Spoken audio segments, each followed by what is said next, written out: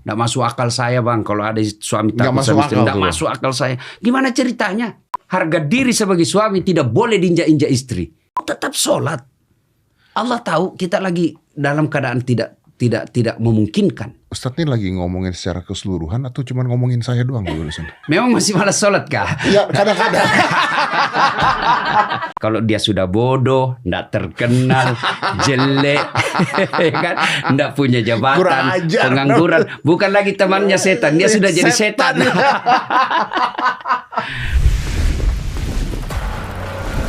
5, 4, 3, 2, 1 and close the door. Ustadz Dasat Latif.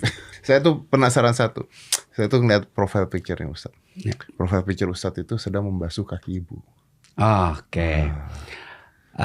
Mas Dedi, saya itu sangat memuliakan ibu.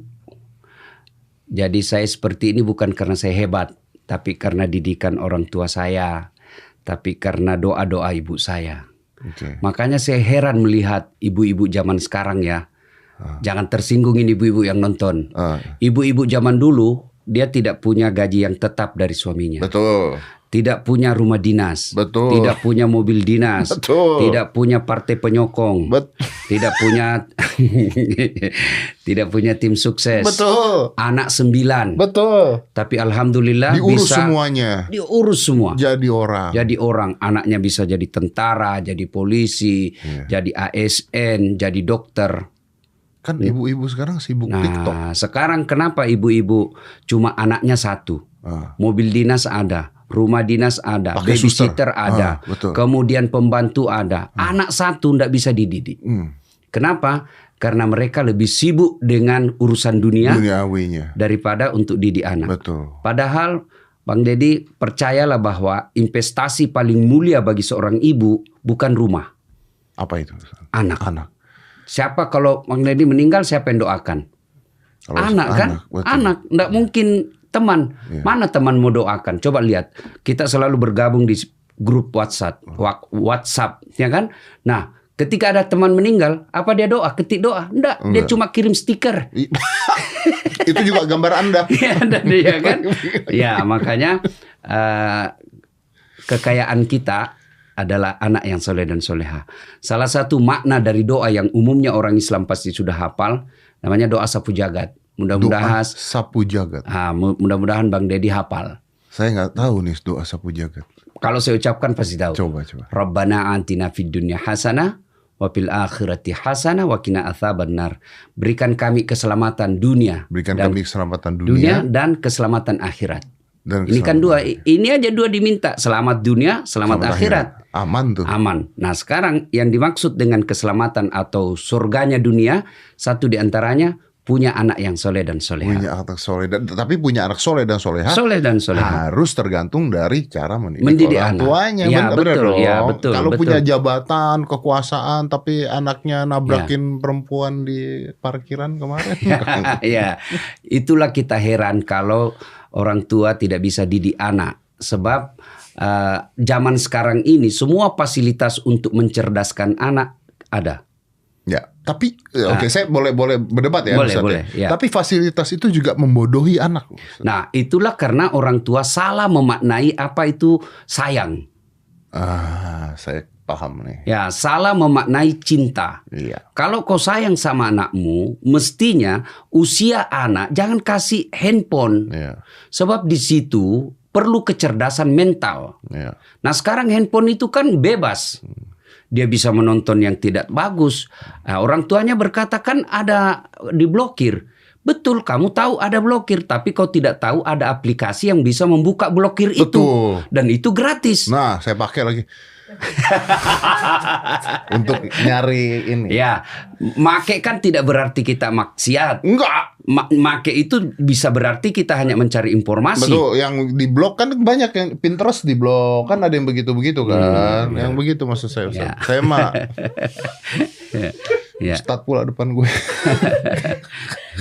Tapi Ustadz, oke, ini saya setuju. Makanya sayang itu sebenarnya, kalau saya mengatakan, sayang itu harusnya berani melarang. Ya, Karena kalau kita gini deh, kita sayang sama tubuh kita aja, kita makan kita jaga. ya. Jadi kalau kita sayang sama anak, Bukan artinya, wah kita kasihin makanan, Ya. kita kasihin ini. Itu bukan Ya. sayang, itu Ya. merusak gitu Ya namanya. betul. Saya kasih contoh orang tua yang sayang anaknya zaman dulu. Zaman dulu nih.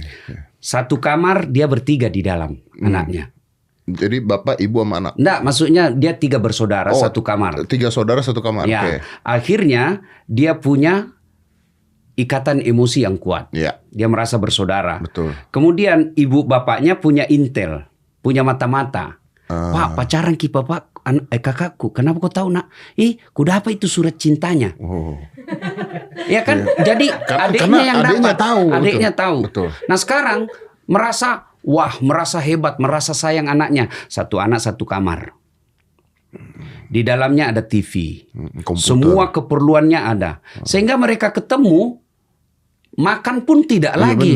benar. Ambil makan masuk kamar. Akhirnya apa? Tidak ada ikatan emosi. Jangankan kepada orang lain, kepada saudaranya saja. Dipegang handphonenya marah. Dipegang laptopnya ngamuk. Itu karena tidak ada ikatan emosi. Alasannya privacy. Itu ada bidang-bidang tertentu. Memang harus ada juga. Ajaran Islam, jangan apalagi kalau dia sudah balik, meskipun dia saudara, beda jenis kelamin tidak boleh sekamar. Tapi kan ini beda, ini kita bicaranya kan Sama ikatan laki-laki, emosi yang berbeda. Emosi. Ya. Apalagi zaman dulu anak ketika meminta duit tidak langsung dikasih. Ya. Sama saya misalnya, Pak besok saya membayar, gampang itu nak, tapi caranya kau lap dulu itu tangga. Pak saya besok membayar. Ustaz, bentar nih, maaf saya potong nih Ustaz. Saya tahu Ustaz lagi bicara, maaf saya nggak sopan motong. Tapi ini kayaknya Ustaz agak salah nih Ustaz. Apa itu? Karena tadi saya ngalamin itu Ustaz. Saya ngalamin tidur bertiga sama saudara-saudara saya. Saya ngalamin minta duit ke orang tua saya, nggak langsung dikasih. Tapi kayaknya bukan karena sayang, emang susah Ustaz dulu saya. Karena hebatnya orang tuanya Bang Deddy, akhirnya seperti sekarang. Tapi itu susah Ustaz dulu tuh, nggak punya duit memang Ustaz. Dan saya melihat orang yang susah hidupnya cepat dewasa dan matang. Emang benar. Orang yang dimanja dengan materi lebay. Iya. Orang yang dimanja dengan kemewahan biasanya gampang rapuh hidupnya. Tapi mereka yang dibesarkan dengan hidup susah biasanya petarung. Betul.